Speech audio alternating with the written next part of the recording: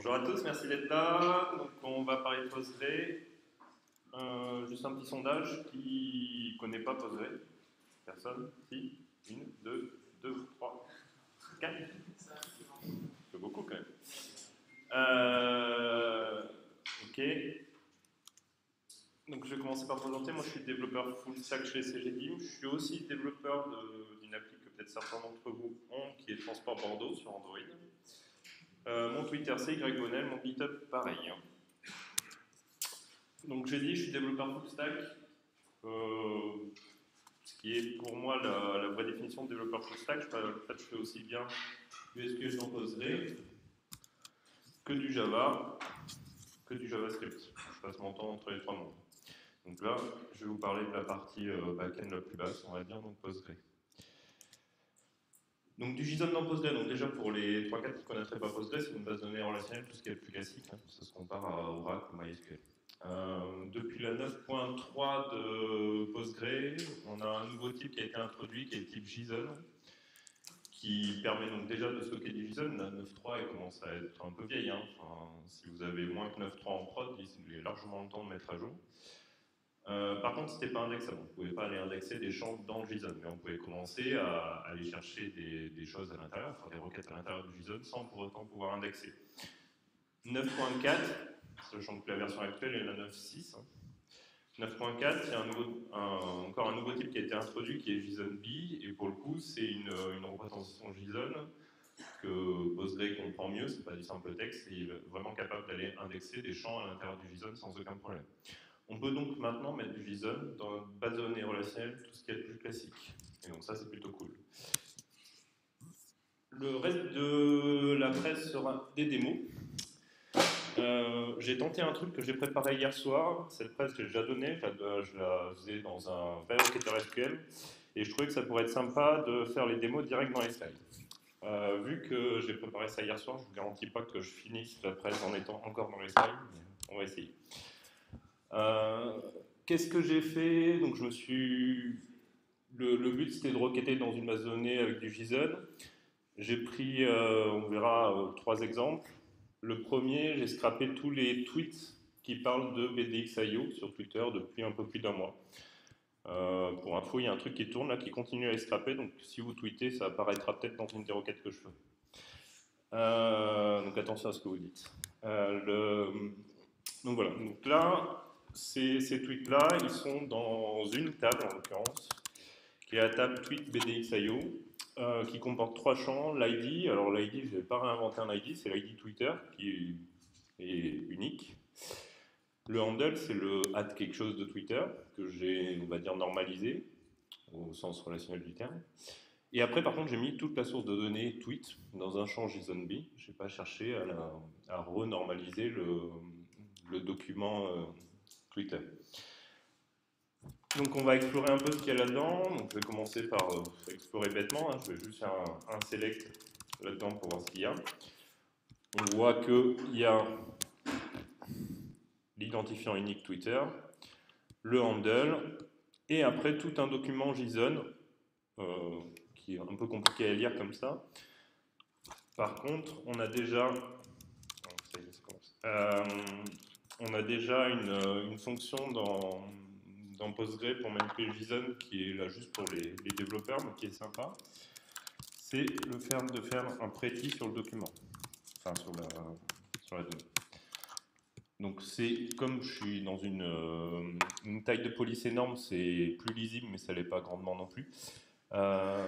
Pour ceux qui ont déjà utilisé l'API Twitter, c'est tout bête, hein. C'est le retour de l'API Twitter tel quel. D'accord, je ne vais pas chercher à éliminer des champs. On va retrouver l'ID, la langue, le texte, le document user. Donc on voit qu'on a un JSON imbriqué avec son identifiant, l'URL qu'il a mis, sa langue par défaut, sa location, ainsi de suite. Donc ça c'est l'user, tout un tas de champs sur l'user. On a la source du tweet, quand est-ce qu'il a été créé, ce qui a été mis en favori, ce qu'il a été retweeté, et ainsi de suite. Donc beaucoup de champs. Donc on va voir ce qu'on peut faire avec ça. Premier test qu'on peut faire, c'est regarder bêtement le nombre de tweets par jour qui sont faits sur BDX.io. Donc on va essayer de faire ça. Qu'est-ce qui se passe? C'était pas du tout prévu ça.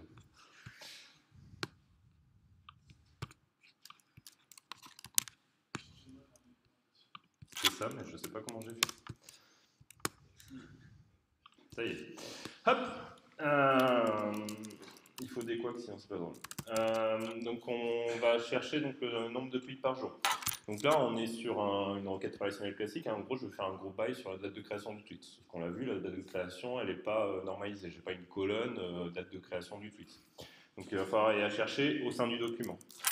Pour ça, l'opérateur en Postgre, c'est une petite flèche. Donc ça, jusque-là, ça va. Alors je vais en mettre deux. Je vais vous expliquer après pourquoi. Hop. Et puis là, c'est... vous savez qu'en JSON, les dates, c'est une chaîne de caractères, il n'y a pas de représentation vraiment spécifique. Voilà, il faut savoir que c'est une date pour être capable de dire que c'est une date. Donc Postgre, il n'est pas magique. Quand je fais cet opérateur-là, il sort du texte. Par contre, je peux le caster en date assez simplement, parce qu'on est sur un format classique ISO quelque chose. Donc je le caste en date et Postgre va le reconnaître tout seul. Et puis, je veux bêtement compter le nombre de tweets par jour, donc sur ma table, groupé par la date, ordonné par la date. Ça doit marcher ça. Et voilà, et donc là, j'ai par date. On va juste l'ordonner en sens inverse, histoire d'avoir les jours les plus récents. Donc on voit que le nombre de tweets a largement augmenté aujourd'hui. Pourquoi j'ai mis ce double opérateur, le flèche-flèche? En fait, le simple flèche renvoie un type JSON, puisqu'on est sur du JSON, donc un champ JSON peut être lui-même du JSON et ainsi de suite. Et juste quand on met deux flèches, on dit à Postgre que ce que je veux, c'est le texte.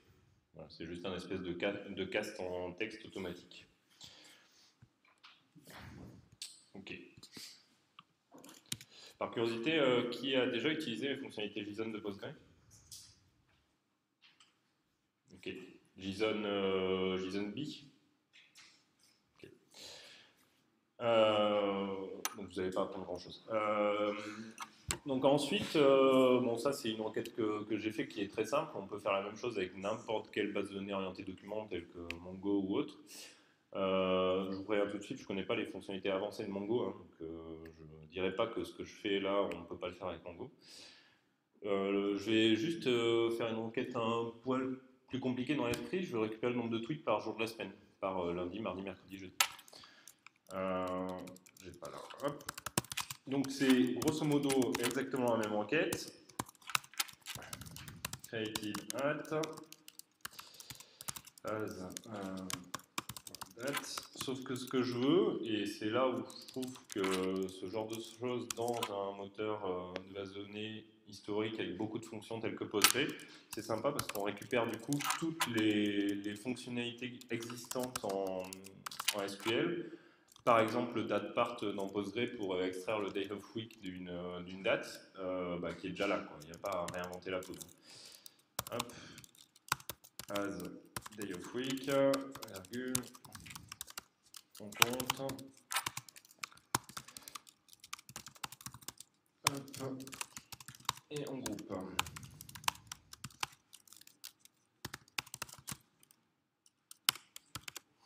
Ok.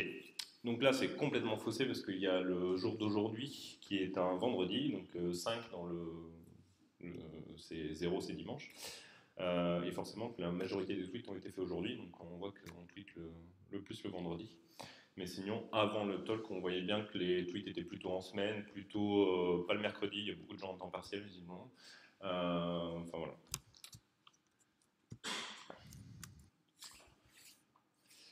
Ensuite, on peut commencer à faire des trucs. Voilà, il n'y a rien de sorcier. Je veux juste voir qui c'est qui a tweeté le plus sur Bordeaux Rive.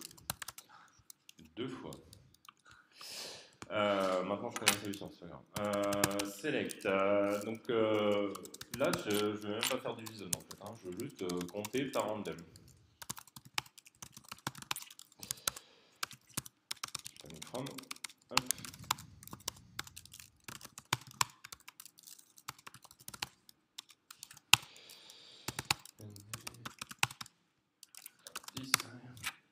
Ça n'a pas du tout marché parce que je n'ai pas groupé. Si. Si. Ah, c'est juste que j'ai pas revenu dans le sens inverse. Donc on voit que c'est Quill4FR qui a tweeté le plus, suivi de Ipontech et ainsi de suite. C'est marrant, c'était pas le cas du tout ce matin, donc Quill4FR a beaucoup tweeté aujourd'hui. Bon là on n'a pas fait JSON, mais ce que je voulais vous montrer par là, c'est que ok, là j'ai l'handle avec le nom, mais je veux peut-être savoir le vrai nom de la personne, donc le champ nom dans l'objet user de user.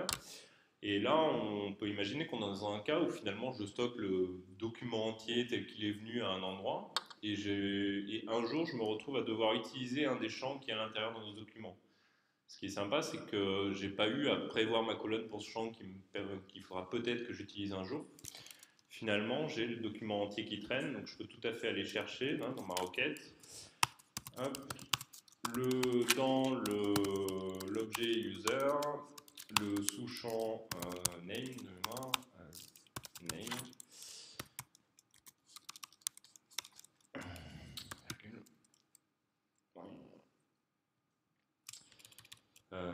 groupe I, 1.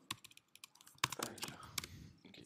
Et là j'ai récupéré le nom Twitter de la personne sans l'avoir vraiment prévu dans mon schéma de base de données à la base. C'est là où je trouve que le côté schéma-less peut être sympa, c'est qu'on a stocké de la donnée non normalisée sans savoir qu'un jour on l'utiliserait. Et là je me retrouve à un cas où je vais aller chercher la donnée que je n'avais pas normalisée avant.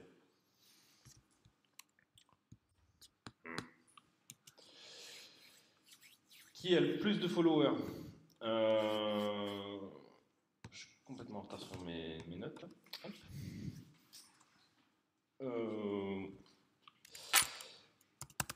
Donc, ce qu'on veut, c'est la personne, et on va faire des... alors là, c'est simplement pour montrer qu'on peut faire de l'agrégation sur des sous-champs dans un JSON. En l'occurrence, on est sur du dénormalisé, donc chaque tweet comporte l'ensemble des données de l'utilisateur, en fait. Si je prends un tweet que j'ai récupéré il y a un mois, le nombre de followers de la personne dans le tweet est le nombre de followers d'il y a un mois. Donc là, pour récupérer le nombre de followers d'une personne, je vais faire un betmax. Alors, du coup, c'est pas vrai, s'il en a perdu récemment, ce sera pas ça son nombre de followers, mais on va admettre que c'est à peu près ça. Donc une fonction d'agrégation sur un champ qui vient d'un bidule JSON. Followers count. Que je vais caster en integer. Toujours un même truc, hein, sortie du JSON, il renvoie du texte Postgre, je cherche pas à comprendre. Hop, as nb. Et donc groupé par handle, j'ai oublié le from. Merci. Alors ça, je pense que c'est une fois sur deux où je tape from ou je tape form. Ouais, c'est le problème des développeurs full stack. L'inverse m'arrive rarement, je crois. En même temps, on fait plus de formulaire. Coupé par handle, order by nb, dbc. Donc on voit que c'est Hot Legal Rebel qui a 31 000 followers qui est le roi. Et Capgemini France arrive quatrième. Voilà, je dis Capgemini France parce que c'est le premier que je reconnais dans les trucs. Voilà. Donc là, rien d'extraordinaire. Ah,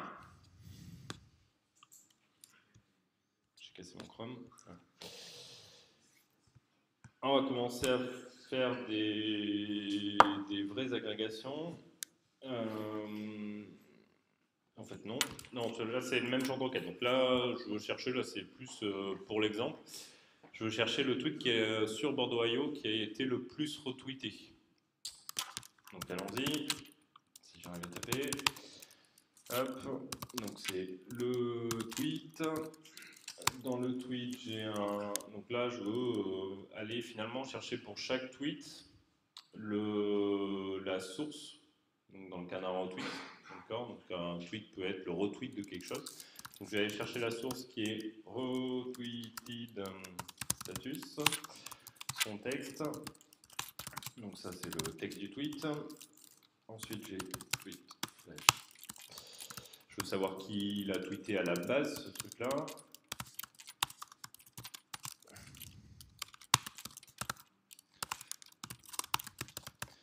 name.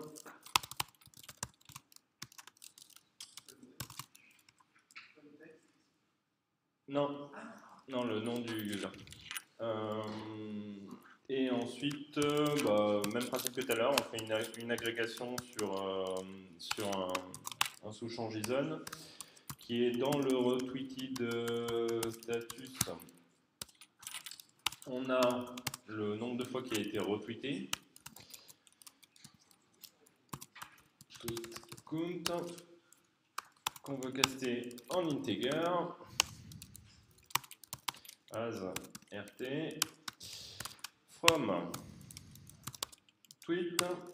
Et là, un petit opérateur qu'on va introduire qui est je veux choper que les tweets qui ont un retweeted status, donc qui ont le champ dans le document JSON retweeted status présent. Donc c'est le point d'interrogation. Je ne suis pas responsable du choix des opérateurs de Postgre. Mais il y en a des pires. Et tout ça groupé par 1, 2 et ordonné par order by rt, 2sc, et puis on va afficher les 10 premiers. Okay. Donc le tweet qui a été le plus retweeté, c'est celui qui dit que vous n'avez pas pu votre place à Bordeaux.io, que vous pouvez le regarder dans votre canapé, le live. Alors les accents, c'est juste parce que le truc que j'utilise pour faire du terminal dans le browser gère pas tout. Voilà. Et encore une fois, comme on est dans Postgre, on a vraiment toutes les fonctionnalités de Postgre qu'il y avait avant en fait.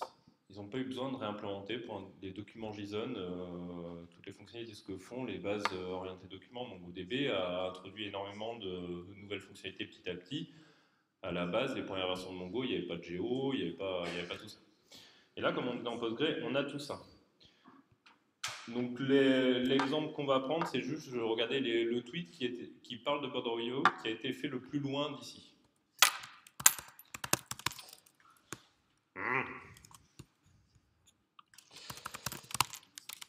Donc allons-y, je veux le handle de la personne, et puis je veux le texte du tweet,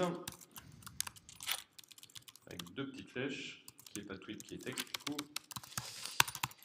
Texte. Et puis je veux récupérer le nom de l'endroit où il a tweeté.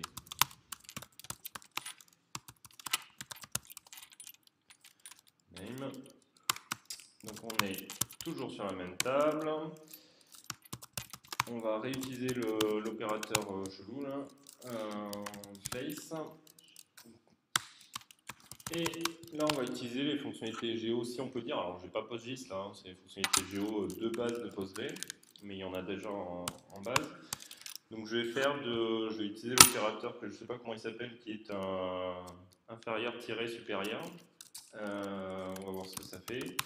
Donc là, je vais récupérer la location, la latitude-longitude du tweet. Donc croyez-moi sur parole sur l'endroit où il faut aller le chercher dans le document JSON. Ah, box, pas bog.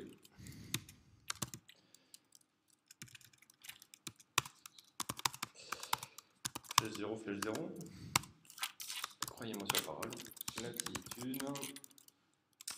Et donc ça, c'est décimal. Et l'autre module, c'est tweet, flèche, place, flèche.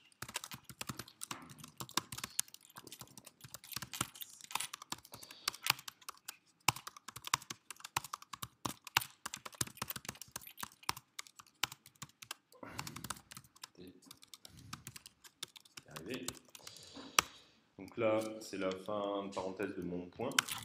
Et que je veux comparer donc avec l'opérateur bizarre à 44.80.26.14 moins 0.588.054. Et comme vous avez tous un GPS en tête, vous voyez que c'est devant le lieu. Et par ordre décroissant, du coup, je veux le plus loin en premier. Et puis je vais choper les 5 premiers qui viennent. Et ça marche pas du tout. Si. Alors, il faut savoir que, alors, je m'en suis rendu compte là ce matin, mais sur 1000 tweets, il y en a 30 qui ont les infos de localisation. Il y en a très peu en fait qui ont les infos de localisation. Bref. Parmi ceux qui ont les infos de localisation, on en a un qui a tweeté depuis les States. Donc ça, c'est un endroit aux États-Unis. Dublin, et après le reste est en France. Ah non, Ceris, c'est peut-être pas en France. Voilà. Bon, maintenant, on a joué avec les tweets, c'est sympa. Je vais essayer de vous montrer un cas un poil plus concret, ou en tout cas un truc d'un peu plus tous les jours. Donc, une simple table utilisateur. Je vais essayer de vous montrer deux choses. L'intérêt de stocker de la donnée en vrac chez Males. Et aussi, une partie que je ne vous ai pas du tout encore montré, c'est comment, à partir d'un truc normalisé, finalement, je peux aussi sortir du JSON. Donc, on va créer une table users avec un ID de type begin qui sera la primary key, qui sera un note nul, un name en texte nul, et puis je vais rajouter un objet pref, donc qui sont les préférences utilisateurs, le genre de truc où on ne sait pas trop ce qu'il y aura dedans au moment où on crée la table.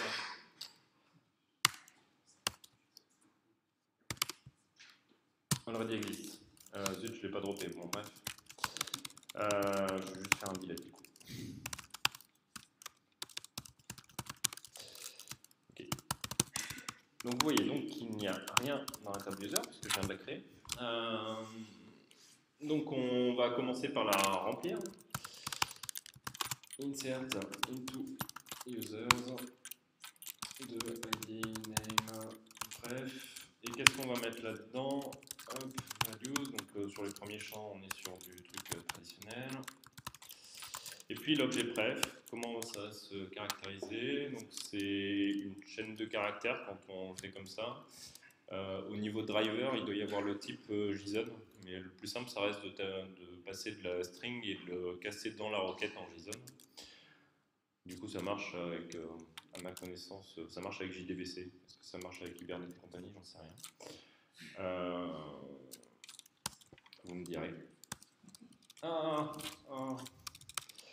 Bon, là, c'est un problème qui n'a rien à voir. Hop, je ne peux pas taper des accolades dans mon terminal. Mais c'est pas grave, j'ai des ressources. Je vais faire du copier-coller. Donc, insert into users, on commence. Donc, on a dit ID, name, virgule, bref, values, 1, virgule, modèle, virgule. Donc, coller. Je vais mettre, je crois, table size. Imaginons que c'est un paramètre de mon IHM qui est la taille des pages dans les tableaux et que le user peut les paramétrer. Donc lui, il va avoir 10. Il faut que je fasse l'accolade fermante maintenant. Tac, tac. Même pas peur.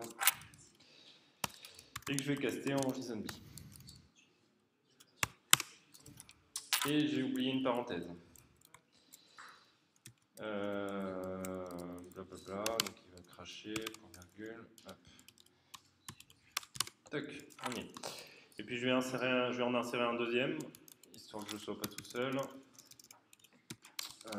je vais insérer Luke Cage, c'est le premier qui m'est venu en tête, qui n'est pas la meilleure série de Netflix, hein, clairement. Mais c'est hors sujet.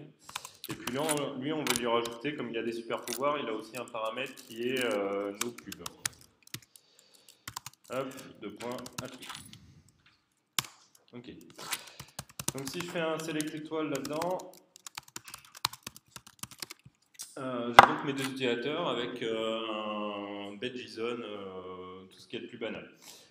Première chose, je vais sans doute avoir quelque part dans mon IHM, typiquement quand j'affiche les tableaux, un truc qui va aller récupérer le paramètre table size de l'utilisateur 1. Voilà. Donc on va essayer de faire ça. Donc ça c'est tout bête. Hein. Je prends pref flèche table size.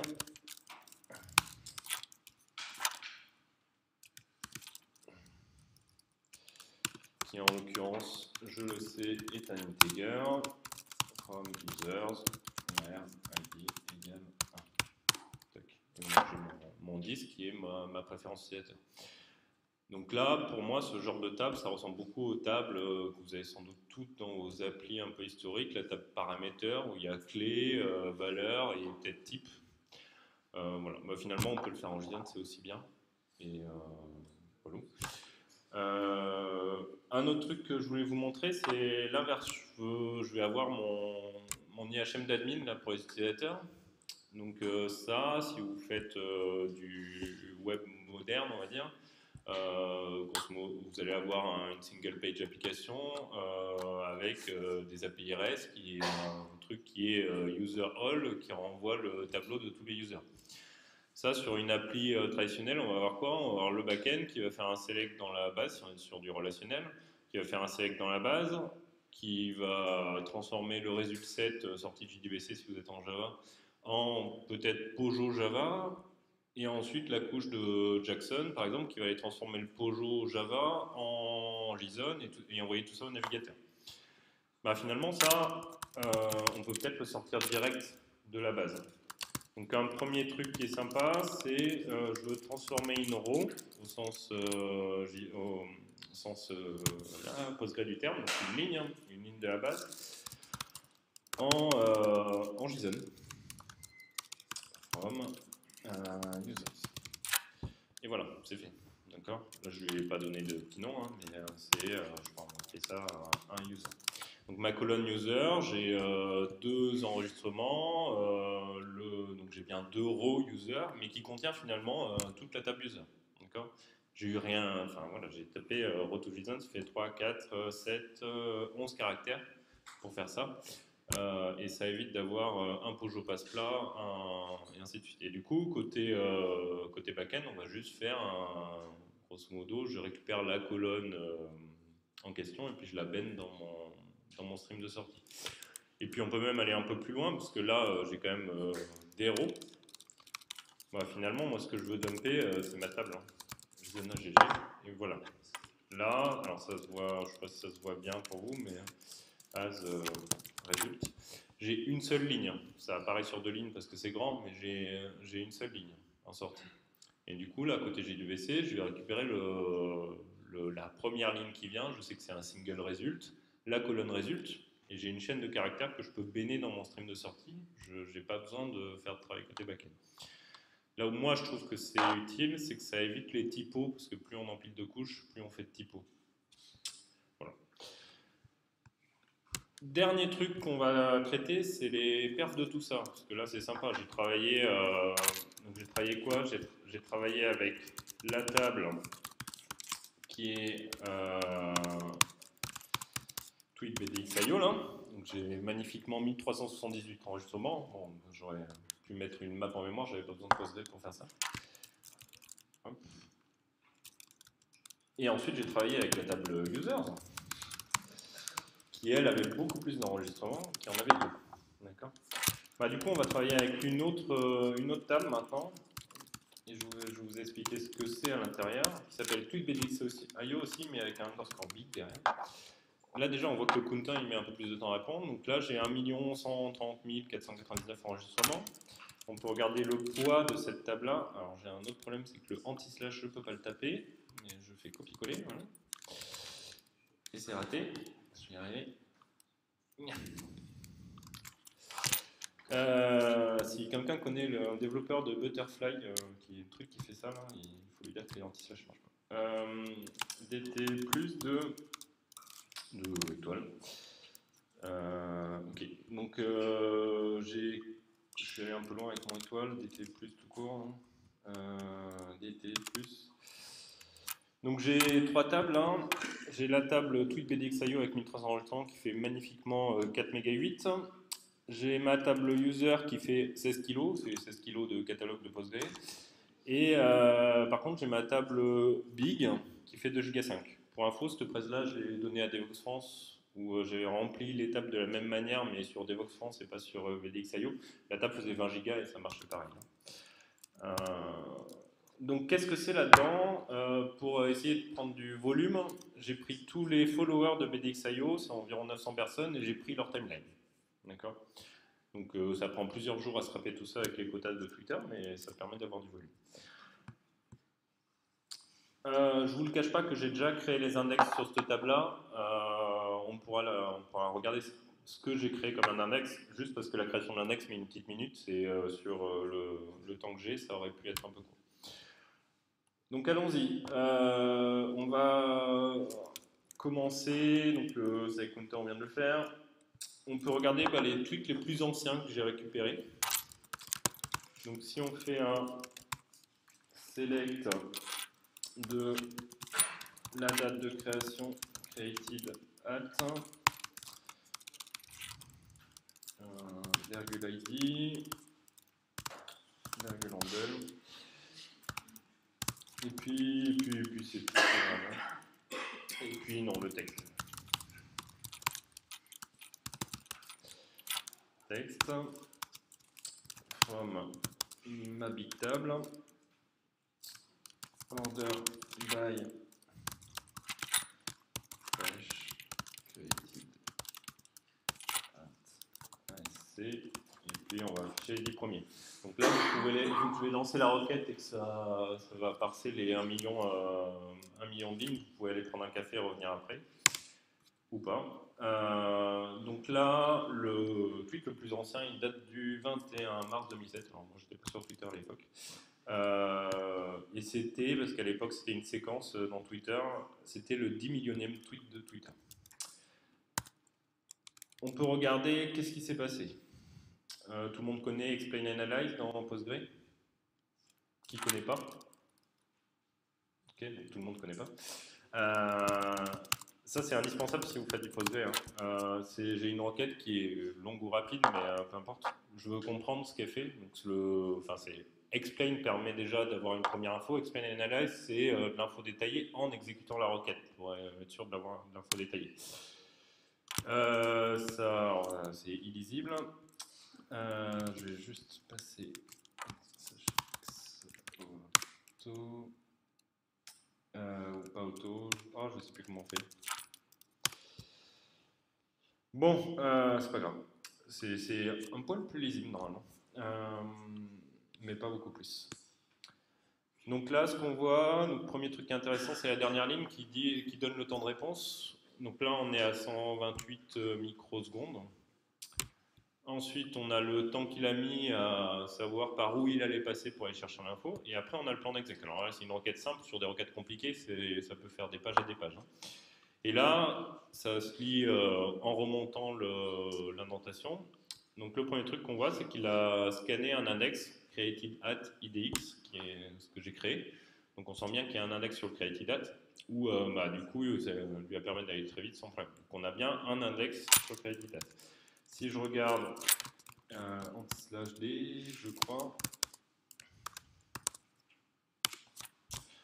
on va retrouver notre index qui est un B-tree sur le champ created at de l'objet JSON.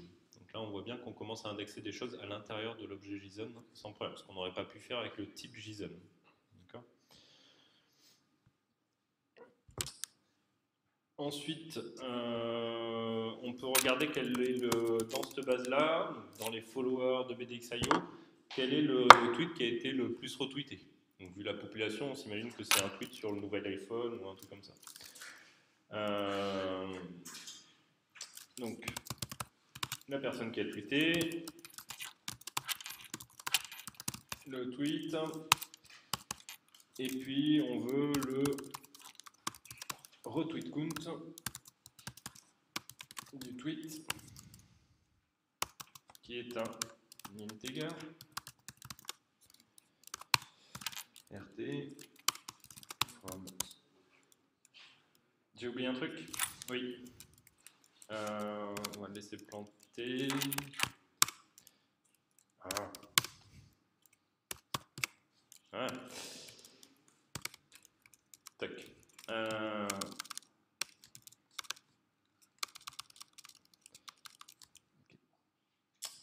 Blablabla. Hop. from underscore big.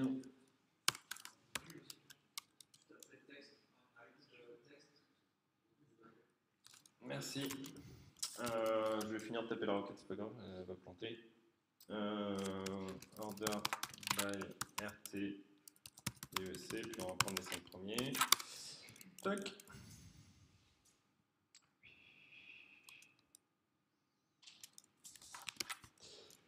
Un browser n'est pas l'environnement idéal pour faire des requêtes, hein, je vous le dis, au cas où vous en douteriez. Donc on voit que la population est absolument comme le reste de la population mondiale, où c'est le tweet The Len Show là, qui a été le plus retweeté. Donc on a une population de geeks qui retweet les selfies des Oscars aussi. Et Obama qui a été élu pour 4 ans de plus. Hop. Et puis comme je suis un peu... j'aime bien savoir qu'on parle de moi, je vais aller voir dans cette population qui a parlé le plus de moi. Donc là, juste avant de faire ça,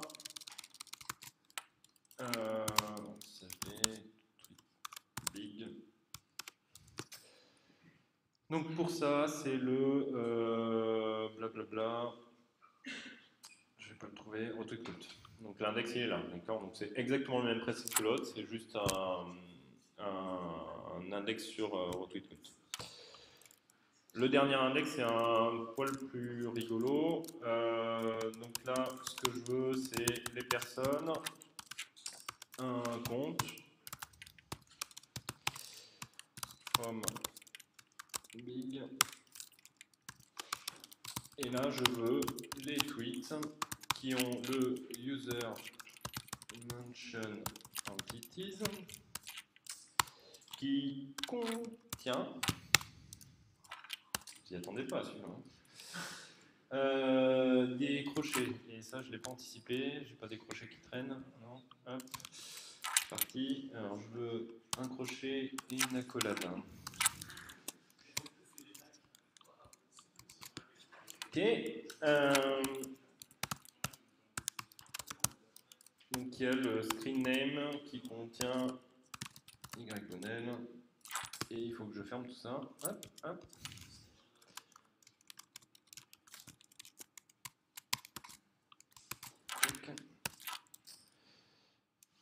Normalement j'ai bon. Et je veux grouper ça sur les handles. Et je veux ordonner par NB, DVC. Et puis je vais tous les choper. Et j'ai oublié le by. Ça aussi ça m'arrive souvent. Order by. Ok. Donc c'est Michel, quelqu'un de Rennes, qui parle le plus de moi, et Frédéric qui fait partie des organes. Bon, vous en foutez. Voilà. Donc là, on peut aller regarder quand même l'explain de ça.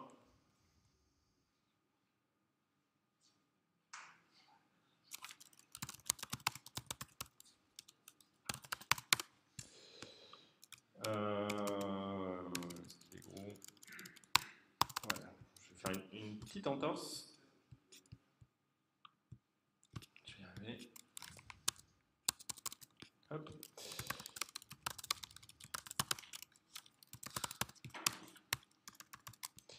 Ok. Hop. Parce que le browser c'est bien, mais ça fait limite. Hop.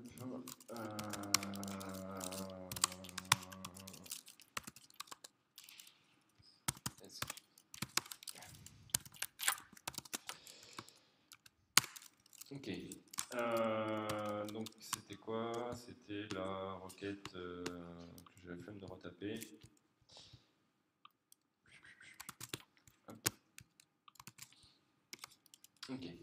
C'est un poil plus lisible, hein, n'exagérons rien. Donc là, on voit qu'elle a mis 23 millisecondes, qu'elle est passée par l'index qui s'appelle User Motion Entity, en faisant du bitmap ipscan. Voilà, je ne vais pas vous faire un cours sur les plans d'exécution PostgreSQL. Et derrière un aggregate avec un quicksort. Okay.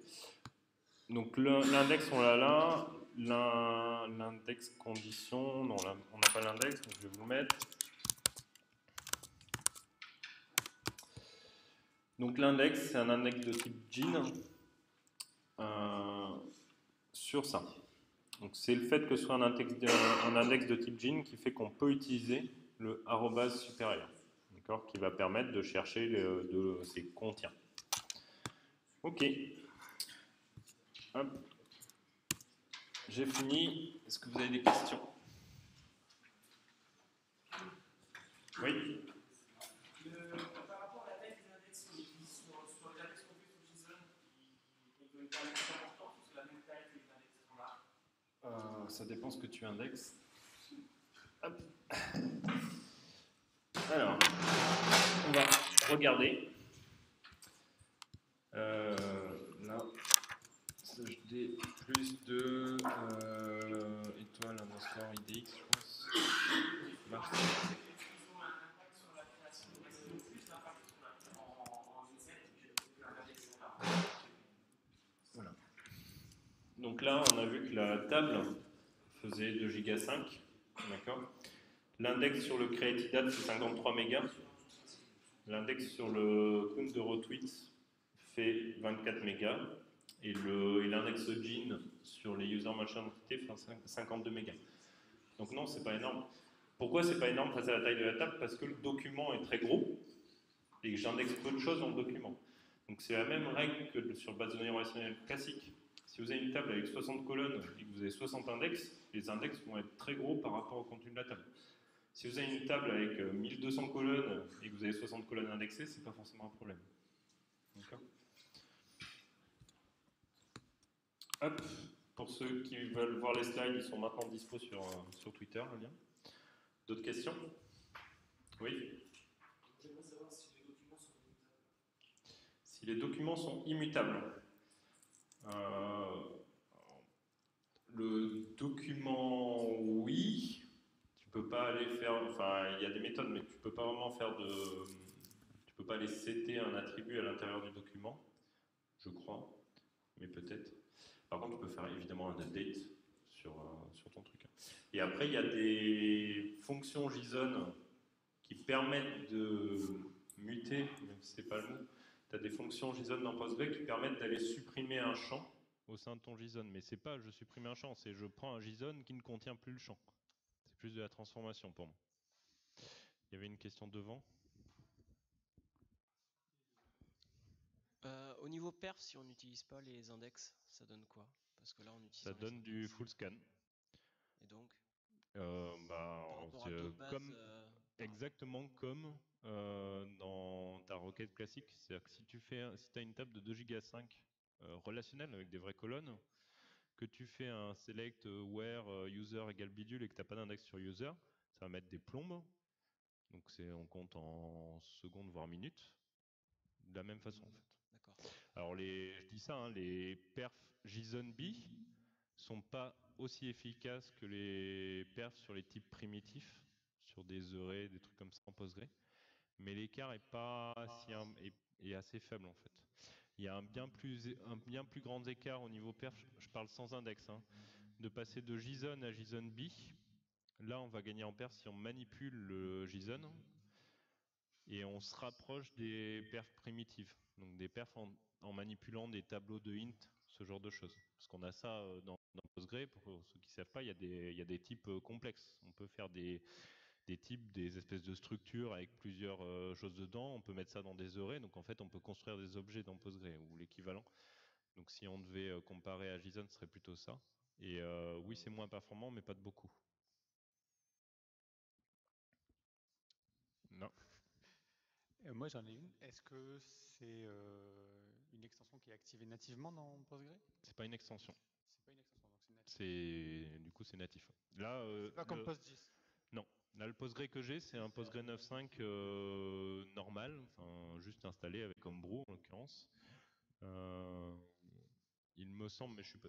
Non, oui, non. Devox aussi, j'étais en 9.5. Après, ça marchait dès la 9.4. Voilà. J'ai deux questions. Tu parlais de MongoDB que tu voulais pas comparer, mais eux, est-ce qu'ils annoncent des chiffres par rapport à Mongo au niveau des perfs? Et la deuxième question, est-ce qu'il y a des supports genre Spring Data sur Postgre côté Mongo? Pour ça, oui. Ouais, ok. Donc pour ce qui est du comparatif entre Mongo et Postgre, moi je ne regarde pas personnellement parce que ma base de tous les jours c'est Postgre. Hein. J'ai un Postgre de 10 Tera, donc il faut faire avec. Et par contre, ce que je sais, mais à prendre avec des pincettes, c'est qu'il y a des benches qui sortent faits par les gens qui aiment Postgre, qui montrent que Mongo est à la ramasse, mais vraiment à la ramasse. À ma connaissance, il n'y a pas de bench dans l'autre sens. D'accord. Voilà. Après, c'est les gens qui aiment Postgre, qui développent Postgre, ils le tunent, voilà, comme tous les benchmarks de gens orientés. Hein, ça n'a pas grande valeur, mais je pense que, en tout cas, ce qui est sûr, c'est que Postgre n'a pas à rougir face à Mongo, et c'est presque l'inverse. Il y avait, il me semble, alors je sais plus dans quel sens c'est, mais je crois que c'est dans Mongo où maintenant on peut mettre un système de stockage différent que le système de stockage natif de Mongo. Il y a des gens qui backaient Mongo sur Postgre. Faut être un peu tordu hein, quand même, mais bon certes, et où en fait ça devenait plus performant que le Mongo de base. Quoi. Enfin, Postgre est assez bluffant en termes de perf, si on ne lui charge pas trop. J'ai visiblement oublié de brancher le chargeur. Hop. Voilà. Et l'autre question, support Spring Data, je sais pas, je fais pas de Spring Data. Voilà. Nous, on a un espèce de framework maison au-dessus du JDBC, mais c'est tout. Et moi, ça me va bien. Donc, ce qui est sûr, c'est que, alors, je connais pas Spring Data, hein, donc je vais peut-être dire des grosses bêtises. Faut pas, pour faire ce que j'ai fait là, ce que j'ai codé en SQL, faut pas s'attendre à pouvoir utiliser Hibernate Criteria pour le faire. Hein. D'accord ? Soyons clairs. Donc c'est bien des requêtes SQL natives. Il y a des frameworks, donc il y a Juke qui supporte ce genre de choses, c'est le seul à ma connaissance. Voilà. Après, moi, j'avoue que, j'aime bien taper du SQL. Je suis pas dans un truc, je travaille pas pour un produit où on peut changer la base du jour au lendemain, d'accord. C'est pas un produit où tu peux mettre MySQL, Postgre ou Oracle indifféremment. Nous, c'est Oracle et c'est Postgre et ça restera Postgre, ou sinon ce sera un chantier monstre. Du coup, autant utiliser les fonctionnalités natives de Postgre, donc autant être assez bas niveau finalement et éviter les couches d'abstraction. Une autre question ? Merci.